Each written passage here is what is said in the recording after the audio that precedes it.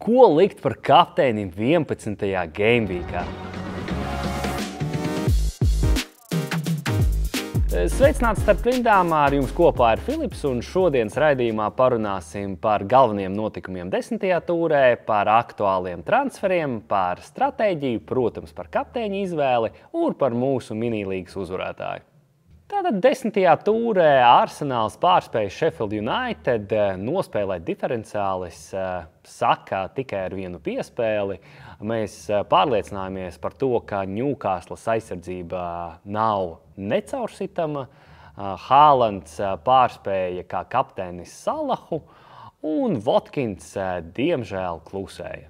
Tātad par aktuālākiem transferiem. Šodien parunāsim par transferiem, ko veic lielākā daļa Fantasy Premjerlīgas menedžeru. Pirmajā vietā ir Nketiah. Es tātad paņemšu katru pozīciju un nedaudz viņu pakomentēšu. Nketiah izvēle ir 50-50, es teiktu. Cena ir laba. Ja jūs vēlaties aizvietot Morisu, šī ir laba izvēle. Bet atcerieties, ka hamstringa savainojums Gabrielam Jesusam ir līdz 11. novembrim. Mbeumo, es teiktu, jā, šis transfers ir aktuāls. Tā ir mana galvenā šīs sezonas kļūda. Es neiekļāvu Mbeumo, tas bija tīri sakritības dēļ, bet šis spēlētājs pierādīja, ka viņš var pierādīt sevi gan vieglā kalendārā, gan arī sarežģītā kalendārā. Douglas Luiss, es arī teiktu 50/50. Spēlētājs izpilda daudz standarta situāciju, ir ar labu sitienu, cena ir pieņemama, bet es nedomāju, ka viņš nesīs tikpat daudz punktus kā Watkins vai Diaby. Sons viennozīmīgi, jā, šim spēlētājiem ir jābūt jūsu komandā. Viņš ir vienā līmenī gan ar Salahu, gan ar Haalandu. Es jebkurā gadījumā censtos iekļaut viņu, vai, ja budžets neatļauj, vismaz Madisonu. Svarīga atkāpe, mēs joprojām nezinām, kurš izpildīs 11 metru soda sitienus pār Tottenhamu. Tāpēc, kad mēs par to pārliecināsimies, tad arī varēsim izdarīt mūsu izvēli par labu Sonam vai Madisonam. Andersons no Crystal Palace, un es teiktu, ka nē. Šis spēlētājs pierādīja sevi ļoti labi standarta situācijās, iesita golus, un šobrīd ir gandrīz 5 miljonus vērts. Es domāju, ka labāka alternatīva no Crystal Palace ir Guehi, kurš maksā tikai 4,5 miljonus, un tas ir ļoti labs aizvietojums Dogi. Un saldajā ēdienā viennozīmīgi Darvins Nuņes. Lutonas mednieks, diferenciālis, ļoti labi parāda sevi iepriekšējās spēlēs. Vienīgais jautājums, vai viņš startēs pamatsastāvā, atpakaļ ir Gakpo, un līdz ar to es nevaru 100% ieteikt tieši šo spēlētāju. Bet varu jūs pārliecināt par to, ka šis spēlētājs ir ļoti daudz top klases menedžeriem, un viņi iesaka ņemt Darvinu Nuņesu uz spēli pret Lutonu. Tātad par pašiem populārākajiem transfer out spēlētājiem. Īsaks ir pirmajā vietā, traumēts spēlētājs. Viņam ir ļoti laba alternatīva Wilsons, kurš izpilda pendeles, ir aktīvs uzbrukumā. Ja jūs esat Newcastles fanāts un smailītē gribat kādu no Newcastles spēlētājiem, Wilsons labākā izvēle. Udogi, diemžēl nav skaidrs, cik ir nopietna trauma. Iespējams, viņš startēs nākamajā spēlē pret Chelsea, iespējams, ir kaut kāda recesija, un to mēs uzzināsim tikai 11. gameweekā. Odegaards, es šī sezonā, kā jūs zinat, neatbalstīju Odegaardu, jo ir labākā alternatīva, kā saka, atnākot Deklanam Raisam. Odegaardam vajadzēja nedaudz pamainīt savu spēles stilu. Tas nenozīmē, ka viņš ir sliktāks spēlētājs vai spēlē sliktāk. Vienkārši viņu expected points vairs nav tik liels, kā bija iepriekšējā sezonā.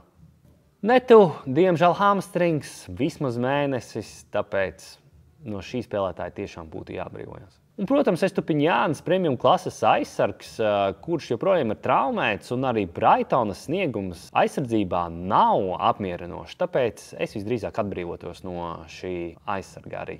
Un tagad par stratēģiju. Tieši tāpat kā militārajā jomā, futbolā arī ir daudz līdzīgas lietas, kā mēs attiecinām stratēģiju.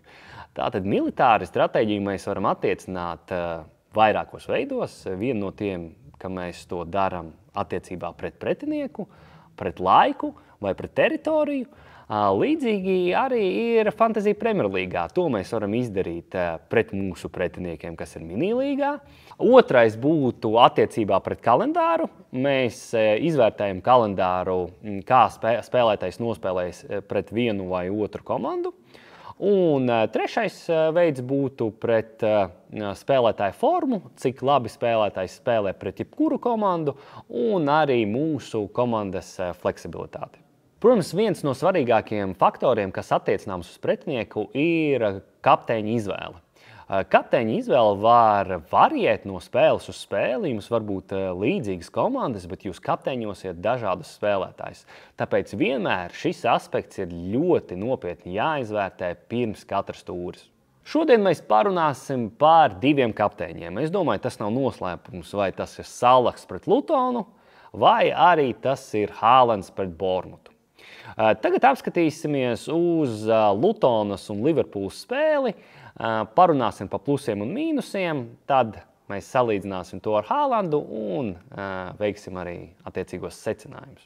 Tātad Lutona spēlē mājās, protams, ir līgas pastarīts, bet ir viens bet, mājās viņam viennozīmīgi cīnīsies, iespējams mēģinās noturēt rezultātu un tādā veidā radīt spiedienu uz Liverpoolu. Liverpoolē ir vairāki spēlētāji, kuri var iesist golus.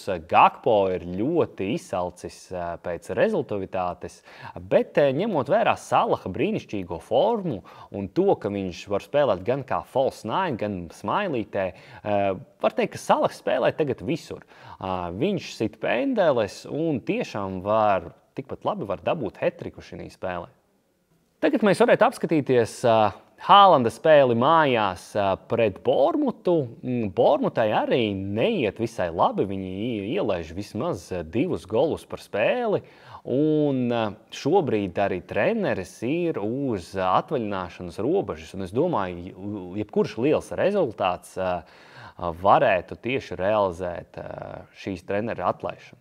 Plusi Haalandam ir tādi, ka komanda spēlē uz viņu, viņš ir smailes uzbrucējs, viņš pierādīs sevi pret Manchester United, un viņš ir mazāk riskanta izvēle, kuru visdrīzāk izvēlēšos arī es. Protams, kad mēs salīdzinām Salahu ar Haalandu, mums jāņem vērā to, ka Salahs ir pussargs un tīri matemātiski viņam ir iespēja savākt vairāk punktus nekā Haalandam.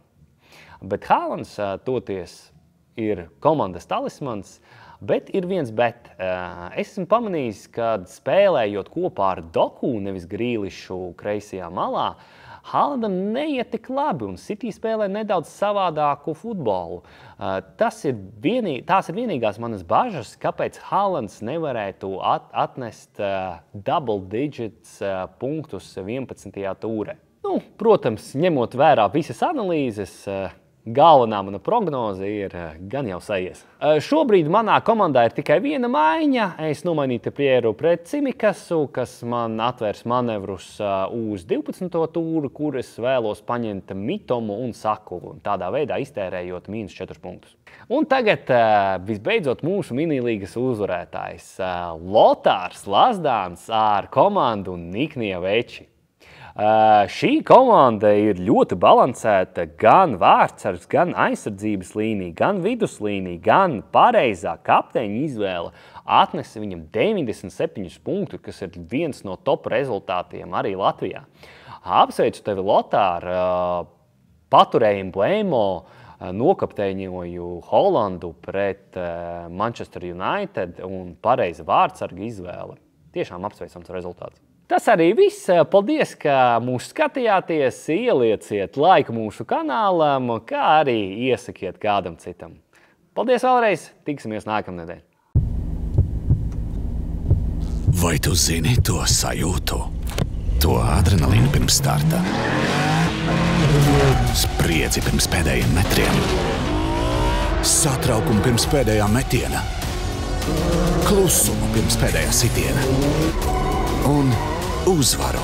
To jūt tikai drosmīgie. Ienāc BetSafe un sajūti uzvaras garšu jau no pirmās likmes. BetSafe, jo uzvara sākas ar drosmi.